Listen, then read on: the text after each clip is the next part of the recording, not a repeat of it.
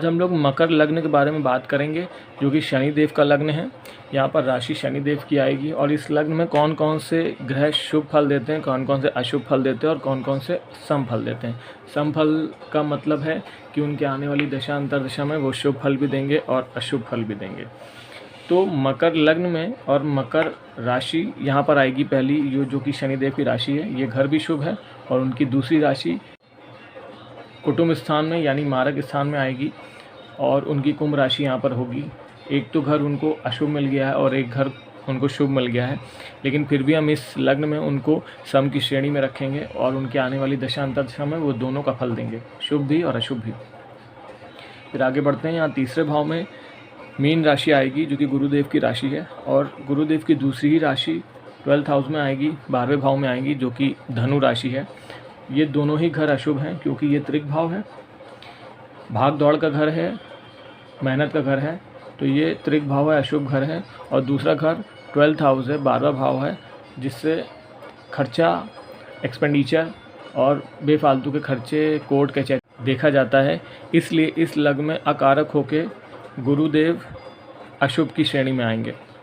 फिर आगे बढ़ते हैं चौथे भाव में, जो कि मेष राशि आएगी और ये मंगलदेव की राशि है और ये घर शुभ है। और मंगलदेव को दूसरी राशि मिली है एकादश भाव में, जो कि वृश्चिक राशि होगी, और ये घर अशुभ है क्योंकि त्रिक भाव है, रोग का भी घर है ये।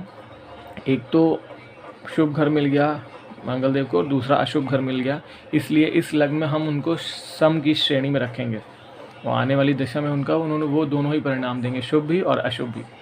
फिर आगे बढ़ते हैं। पंचम हाउस में वृषभ राशि आएगी और ये शुक्रदेव की राशि है और बहुत ही शुभ घर है ये, ज्ञान देखा जाता है इससे, शिक्षा देखा जाता है। और गुरुदेव को दूसरी राशि इस लग्न में मिली है, जो कि 10th हाउस में है, 10वें भाव में है, तुला राशि, और ये बहुत ही शुभ घर है। इसलिए एक तो ये शुभ घर मिल गया और ये एक शुभ घर मिल गया शुक्रदेव को, इसलिए इस लग्न में शुभ हो जाएंगे और उनको शुभ की श्रेणी में रखा जाएगा। उनके आने वाली दशा अंतर्दशा में वो शुभ ही परिणाम देंगे। फिर आगे बढ़ते हैं। यहाँ छठे भाव में रोग, रिपु, ऋण का भाव है, अशुभ भाव है ये। यहाँ पर मिथुन राशि आएगी, जो कि बुध देव की राशि है। दूसरी राशि बुध देव को यहाँ मिली है 9वें भाव में, जो कि बहुत ही शुभ घर है ये, कन्या राशि होगी। यहाँ पर एक तो बहुत ही शुभ घर मिला है बुध देव को और दूसरा बहुत ही अशुभ घर मिला है, तो इसलिए हम लोग इस लग्न में सम की श्रेणी में रखेंगे बुध देव को और उनके आने वाली दशा अंतर्दशा में वो दोनों ही फल देंगे, अशुभ और शुभ दोनों का। फिर आगे बढ़ते हैं।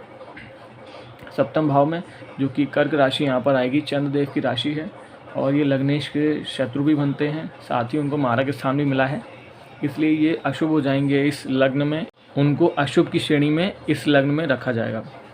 फिर आगे बढ़ते हैं।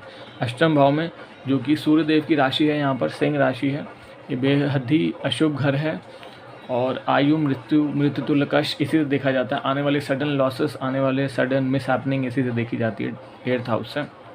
इसलिए इस लग्न में अकारक होकर सूर्यदेव अशुभ फल देंगे और उनको अशुभ की श्रेणी में रखा जाएगा। उनके आने वाली दशा अंतर्दशा में वो अशुभ ही परिणाम देंगे।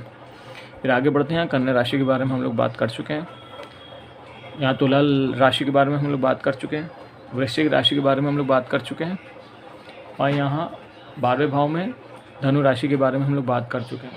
तो इस तरह से हम लोग ने जाना कि मकर लग्न में कौन कौन से ग्रह अशुभ, कौन कौन से ग्रह शुभ और कौन कौन ग्रह सम फल देंगे, यानी आधा शुभ और आधा अशुभ फल देंगे। उनके आने वाली दशा अंतर्दशा में शुभ अशुभ और दोनों ही फल देंगे।